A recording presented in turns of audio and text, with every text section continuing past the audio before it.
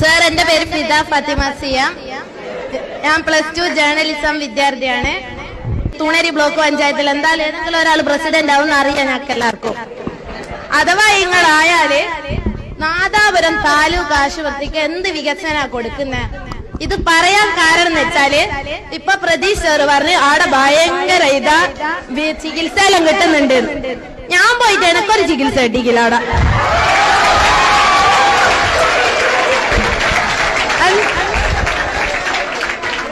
എന്നിട്ട് ഞാൻ വേറെ ഹോസ്പിറ്റൽ പോയത്, തൊണ്ടയിൽ വെള്ളം കിട്ടിയിട്ട് ചെന്നേരം പറഞ്ഞു ഇപ്പൊ അവിടെ ഡോക്ടർ ഇല്ല, പിന്നെ വാ, എമർജൻസി കാര്യത്തിന് പോകുമ്പോ അന്നേരം തന്നെ വേണ്ടേ, അല്ലാണ്ട് പിന്നെ വാ എന്നിട്ട് കാര്യമില്ലല്ലോ.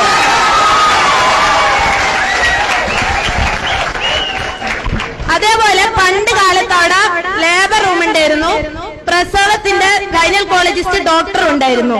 ഇപ്പൊ അതില്ല. ഒരു കുറെ കാലമായി ഡയാലിസിന്റെ ഇത് വരുന്നുണ്ട് എന്ന് പറഞ്ഞിട്ട് ഇതുവരെ ആ വികസനം വന്നിട്ടില്ല അവിടെ.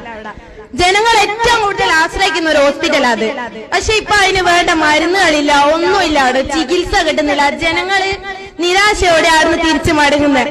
ഒരു ഡോക്ടറോ 500 ടോക്കനും അവിടെ കൊടുക്കുന്നത്. എന്തായാലും ഒരു ഡോക്ടറെ കൊണ്ടായി 500 ആളെ നോക്കാൻ എന്തായാലും ആവില്ല. എന്തിനു ഞങ്ങൾ എന്ത് വികസനം ഉണ്ട് എന്നാണ് പറയുന്നത്?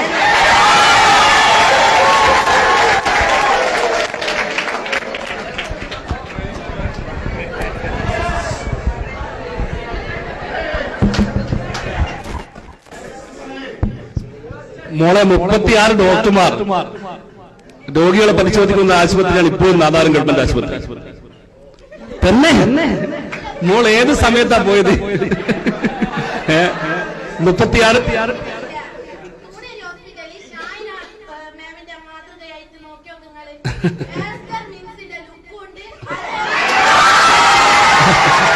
അത് വളയം ഗവൺമെന്റ് ആശുപത്രിക്കുണ്ട്.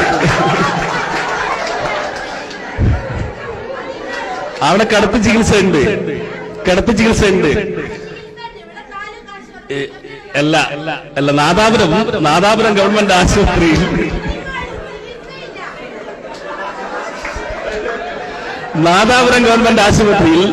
ഇപ്പോഴും കിടപ്പ് ചികിത്സയുണ്ട്. 24 മണിക്കൂർ പ്രവർത്തിക്കുന്ന ലാബുണ്ട്.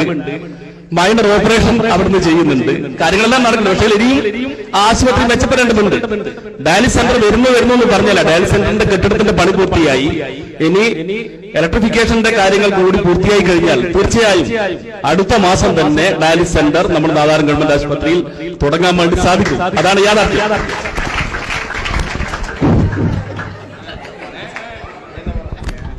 ഇതിങ്ങളിപ്പം വോട്ട് കിട്ടേണ്ടിട്ട് പറയുന്ന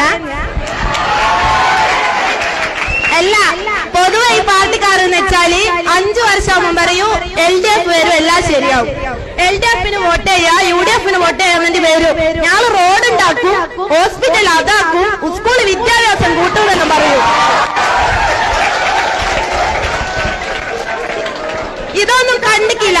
എന്നിട്ട് പിറ്റേസം അടുത്ത 5 വർഷം കഴിയുമ്പോ പിന്നെ വീട്ടിൽ വരും വോട്ട് ചെയ്യണമെന്ന്.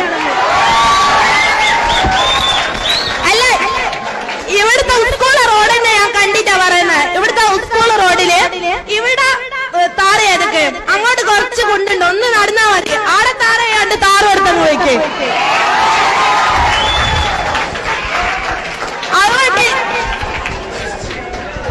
അതുകൊണ്ട് വോട്ട് ചെയ്യാൻ ജനങ്ങൾക്ക് തന്നെ 2 കൂട്ടർക്കും വോട്ട് ചെയ്യാൻ ജനങ്ങൾക്ക് തന്നെ മടുപ്പായി.